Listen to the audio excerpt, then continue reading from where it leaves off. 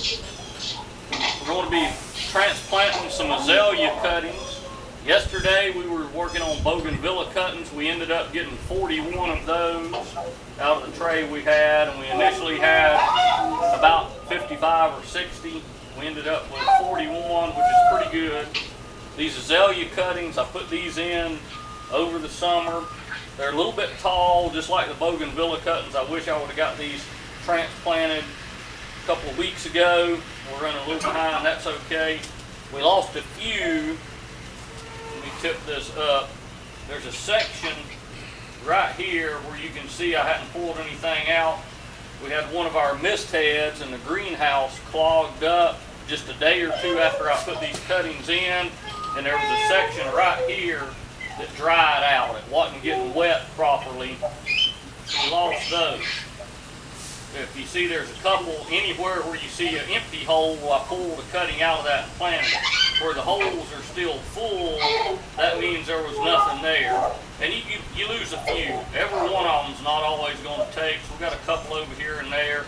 But most of these ended up living, except for these. And I know why we lost these, because it dried out a little bit. We're going to be putting these in 1 gallon pots.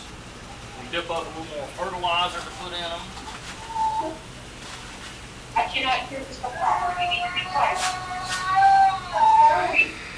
We got our 1 gallon pots over here. Let me fill a few of these. These go pretty quick. They're a little bit quicker. They're actually going a little quicker than the bougainvillea cuttings did. We got 2 pots here. Get 2 of them done. And these pull out. I grab a hold of these. And they pull out nice in one piece like that. When they pull out like that, that makes things go quicker. Get it down there.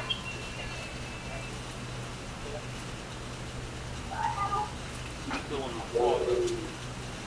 Get it down in there. We'll put a little bit of fertilizer around it.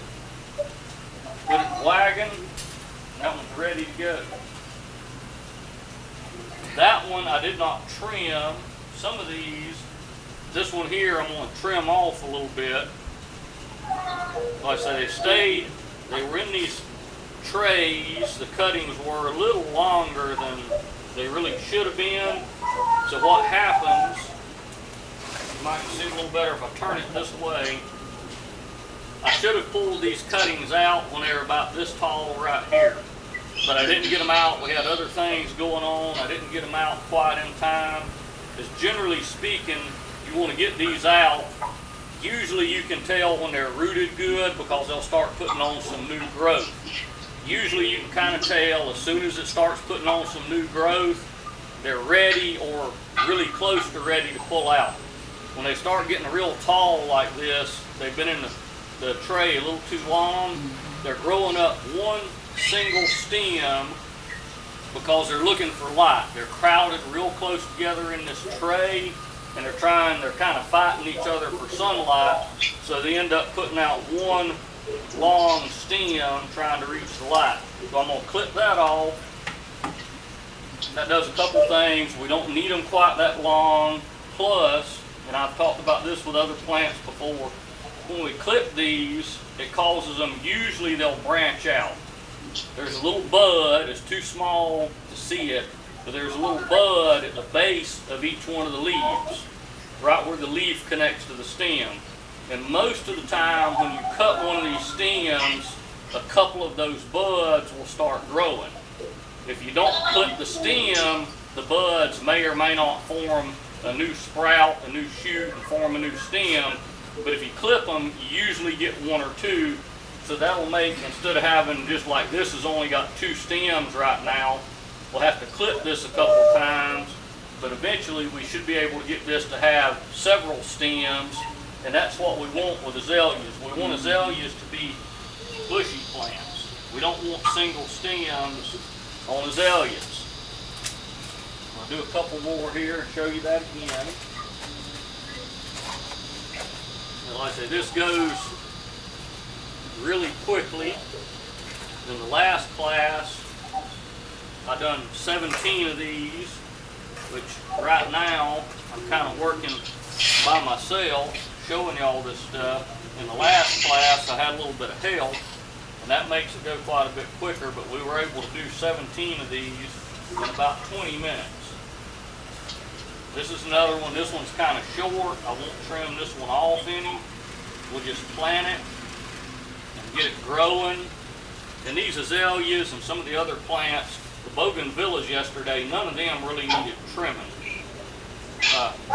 Eventually, I do all of these plants that I want to be bushy type plants. I'll trim them several times usually while they're in these 1 gallon pots. And I'll trim them some again when they get into bigger pots too, to make them bush out and look better. Here's another tall one here. This one's got roots going everywhere. That one had a bunch of roots going down into the bottom, into the tray. This is another tall one. So we'll have to trim it again. Put just a little bit off. Put a little fertilizer in it.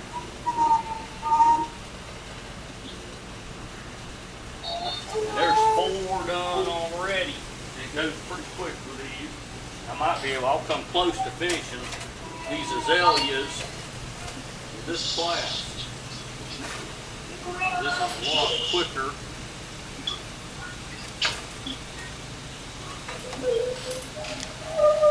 Mr. Palmer, you want me to come over there and feel something? No, not right yet. Do a couple more here. I was looking for one that had more stems on it. I didn't see one. Well, this one's got more stems on it here. I was looking for something kind of like this one to show y'all a little bit better. This is a little better example of how I want these to grow. This one here, a little fertilizer in it. This one has got 3 stems on it already.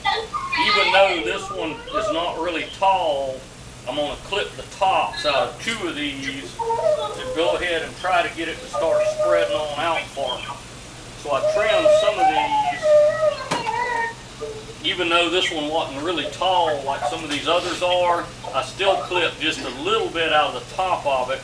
That'll help make this plant spread out and be a nicer, bushier plant. But this is what I really like when I see plants like this one that's got 3 or 4 stems coming right out of the bottom. That's the best ones. I really like them. Go ahead and pause.